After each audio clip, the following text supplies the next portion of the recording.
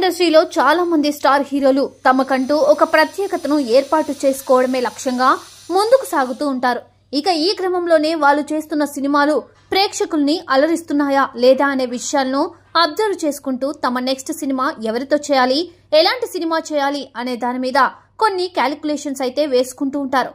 ఇక ఇలాంటి క్రమంలోనే టాలీవుడ్ లో స్టార్ హీరోగా గుర్తింపు తెచ్చుకొని పాన్ ఇండియా రేంజ్ లో తమ సినిమాలను రిలీజ్ చేసి సూపర్ సక్సెస్ అందుకున్న ఒక హీరో మాత్రం ఇప్పుడు చాలా వరకు తన మార్కెట్ ను డౌన్ చేసుకుంటున్నాడు. ఇక ఆయన ఎవరు అనేది తెలుసుకునే ముందు కేజీఎఫ్ సినిమాతో సూపర్ సక్సెస్ ని అందుకున్న యష్ కూడా ఇప్పుడు చాలా వరకు తన మార్కెట్ ను కోల్పోయాడు. అయితే కేజీఎఫ్ సిరీస్ తో సూపర్ సక్సెస్ ని అందుకున్నప్పటికీ ఈయనతో సినిమా చేయడానికి స్టార్ డైరెక్టర్లు ఎవరూ ముందుకు రాలేదు.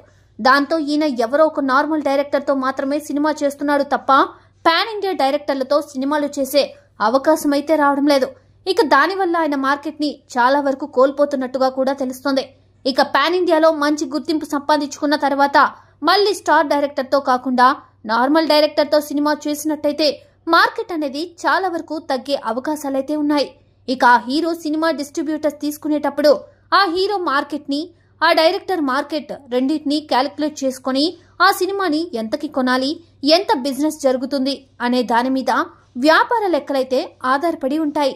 ఇక ఇలాంటి క్రమంలోనే స్టార్ డైరెక్టర్ కి నార్మల్ డైరెక్టర్ కి మధ్య ఉన్న తేడా మాత్రం చాలా ఎక్కువగానే ఉంటుందని చెప్పాలి. ఇక ఇదిలా ఉంటే ఇంతకు ముందు పైన చెప్పుకున్న తెలుగు హీరో ఎవరంటే నిఖిల్. హ్యాపీ డేస్, స్వామిధార, కార్తికేయ సినిమాలతో తెలుగులో మంచి గుర్తింపు తెచ్చుకున్న నిఖిల్ కార్తికేయ 2 సినిమాతో పాన్ ఇండియాలో సూపర్ సక్సెస్ అందుకున్నాడు. ఇక నిఖిల్ ఆ సినిమా తర్వాత చేసిన పై లాంటి సినిమాలతో భారీ డిజాస్టర్ ని మూటగట్టుకున్నాడు.